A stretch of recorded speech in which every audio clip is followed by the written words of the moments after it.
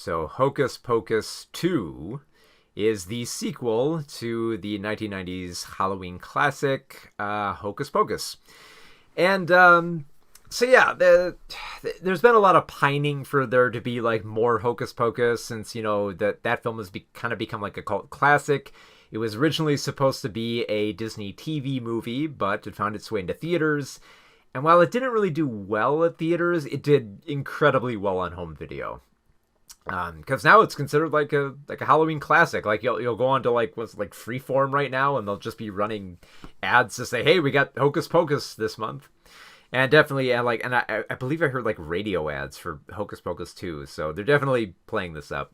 Not to mention there's the merchandising. There's a Hocus Pocus cereal now, just in case Disney's very much aware of the cult following that this film has amassed. They know that people want to see more of the Sanderson witch sisters that were in the 1990s original. So, is the sequel as good as the first film? And here's the thing. I would definitely say it's as good, but I think that's mostly because, I look back on the original Hocus Pocus as being, a good but not great Halloween film. It's definitely fun, and definitely the trio of actors, of Bette Midler and Sarah Jessica Parker and Kathy Najimy, they're all great. They're the reason you watch the film. But yeah, it's a fine film. And Hocus Pocus 2 is also a fine film. It mostly delivers, I think, on what you would want out of a Hocus Pocus movie. It expands enough on what you want on what you might want out of that type of film, while also not. It's weird. It feels like it's very much within the safe comfort zone of what you would want a Hocus Pocus film to be. One that could focus, on a bigger theme so that there's more to it, but also still have all the fun that you'd want with the original film. So one of the things that the film does best, I think, is that it gives a little bit more character to the characters of Winnie, Mary, and Sarah. Of course, played by Bette Midler, Kathy Najimy, and Sarah Jessica Parker, all of them reprising their roles, and they're all still great. They all still have the perfect comic timing.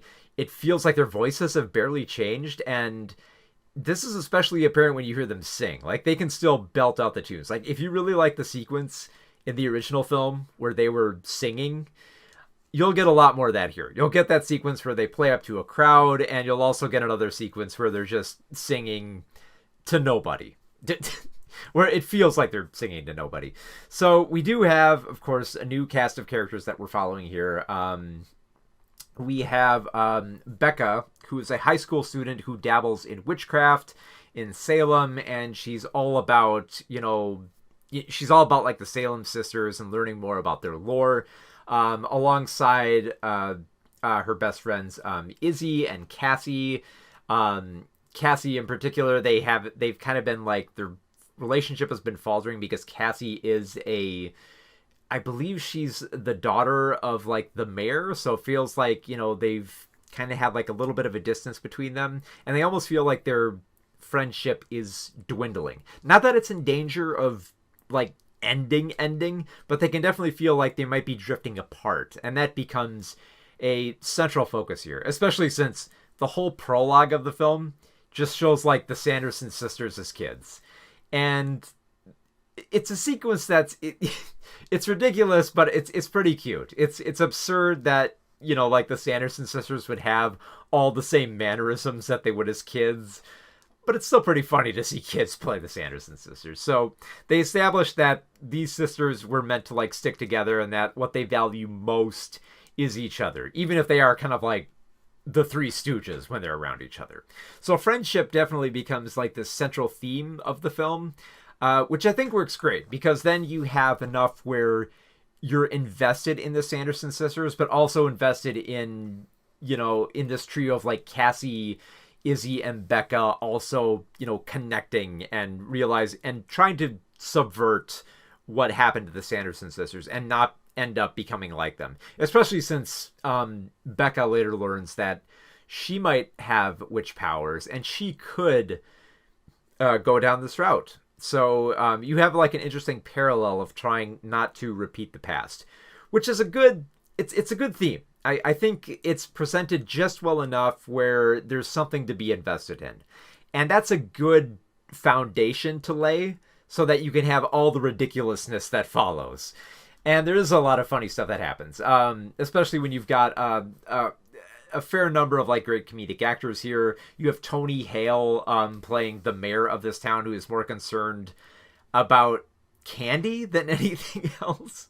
Although, like for this type of film, it's very fitting, and Tony Hale always plays up such ridiculous, eccentric characters that it works here. And also, you have Sam Richardson playing this magical shop owner who kind of sort of wants to help the Sanderson sisters, and it's just mostly playing up like his geeky interest in like in the supernatural, where it's kind of fun. Like, it's not the full Sam Richardson that you would see in like, I Think You Should Leave Now, but he does well with the material he's given. In terms of like the comedy at play here, I think that there's enough funny stuff for the Sanderson sisters to do where you never got bored or tired with them trying to like have these characters fit into modern times. Because after all, the original 90s film was all about just witches trying to fit into modern times. So now things have changed, and they're still trying to figure out a little bit of the world. So you do get a handful of funny bits here. Like, I will admit, there was like, I did laugh quite a bit at like the scene where they go into a Walgreens and they're convinced that children's souls are in beauty materials that they eat, which had a few laughs. There's also a great laugh about them. There's a few great bits about them trying to find replacement brooms, and they end up finding Roombas, which is funny enough. Like, it feels like they could elongate that joke and wear it out really quick, but it feels like a lot of the gags here are used up just enough. Like, they're played up to the point where they are funny, and then they stop and then move on to the next funny bit here. And it moves at a pretty like fast and light pace where you start feeling like that same amount of fun that you did with the first film, with a little bit less awkwardness. Like, they try to navigate around some of the weirder parts of the first film. Like, they bring up early on, like, wait a minute, what is a virgin that has to light the candle? Because like they kept bringing up how the main character in the last film was a virgin, and it's never quite explained what it is. And here they're just kind of like giving like the cutesy answer just to get around it, which is great. I think it plays up with like the absurdity here. It was also fun to see Doug Jones back in the role of Billy Butcherson, the zombie who they raised in the last film. He's back again here, once again played by Doug Jones, and it's honestly pretty cool to see Doug Jones have more of a speaking role this time around. Because like, here's the thing, like, if you're not familiar with Doug Jones, he plays a lot of characters who basically have a lot of crap put on them. Like, he plays a lot of characters who are buried in makeup and masks and visual effects and all that. That he's almost kind of like the unsung hero of like different monster characters and alien characters too. And here he actually gets a lot of speaking roles, and it's a lot of fun to watch Doug Jones reprise this role and have more of an active role where he's actually talking with other characters, trying to convince them not to go along with the Sanderson sisters. Not to mention you have Hannah Waddingham playing a mother witch who kind of has like this more sinister presence to her. She's briefly present in the prologue, and she does a decent job setting up like the thematic elements of friendship here. Now, most of the film works. Like I said, there are a handful of musical sequences. There's a lot of funny bits. There's fast enough energy to it, and it has like a great Halloween atmosphere, which is perfect for like family viewing. Like, if you're getting tired of just watching Hocus Pocus on a rewind, this is a decent film to continue on with that story. Just, if nothing else, than to have more of the Sanderson sisters. And if for nothing else at all in this film, just for the fact that they sing more. They sing another rendition, and it was also pretty funny to see them crash a drag show where you have all these other drag queens dressing up as them. So yeah, there's some pretty funny, there's some cute moments here. There's a decent foundation here. I think probably even like a better theme than the last, because it felt like the theme of the last one was just about stopping the Sanderson sisters and, just being there for other people, just general type heroism. And here there's a bigger focus on friendship that doesn't feel as hokey, and it feels like it definitely plays into the plot of what the Sanderson sisters want and the desire from like the trio of teenagers who have to like stop them.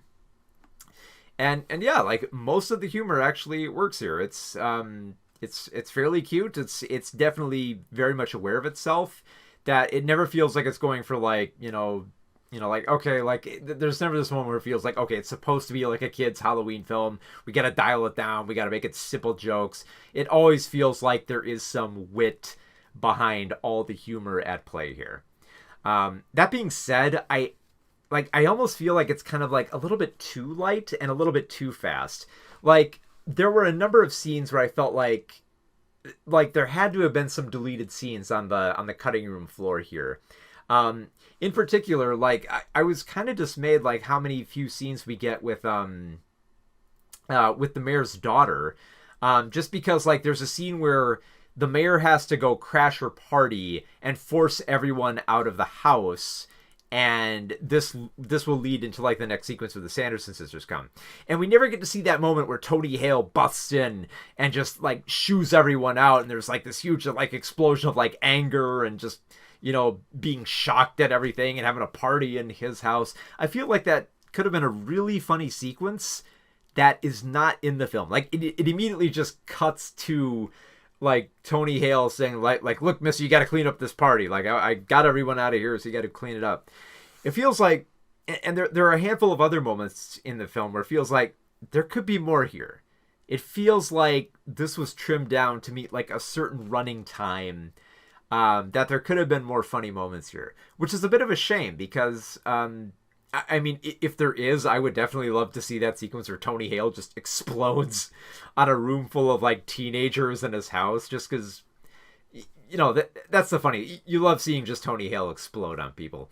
So I feel like they could have done more here. I also feel like the teenagers, you do feel for them. You get enough of like their characters, but I feel like there should have been more simple moments with them. It always felt like there were moments where we're just getting exposition about building up their characters and here are the key points, and we never get a chance to just hang and chill with them.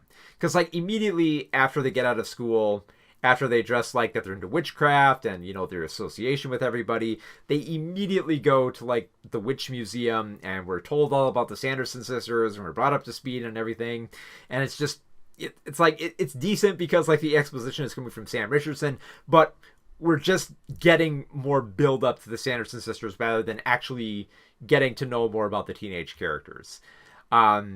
We do get, as the film goes on, we get to know a little bit more about them. We get to love a little bit more about them, but you can't help but feel like there should have been more here. Just a little bit more so that you could feel something, so that you could feel like the friendship was real important. It almost feels like there needed to be a down moment where like Cassie, Izzy, and Becca all just split. Like it feels like there needed to be this perfect down moment where their friendship is torn apart and then has to build up again.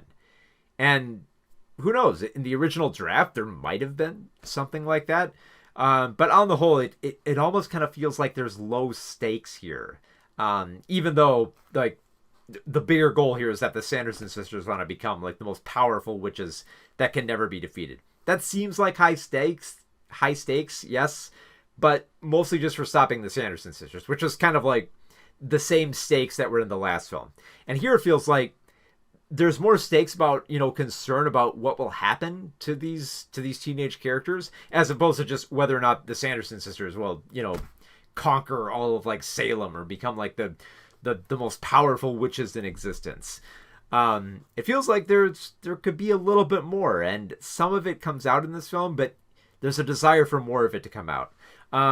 But I'm sure, of course, if you're a Hocus Pocus fan and all you care about is the Sanderson sisters, you get a whole lot more of them. Like I said, you get the cute kid sequence, you get the quirky drag sequence.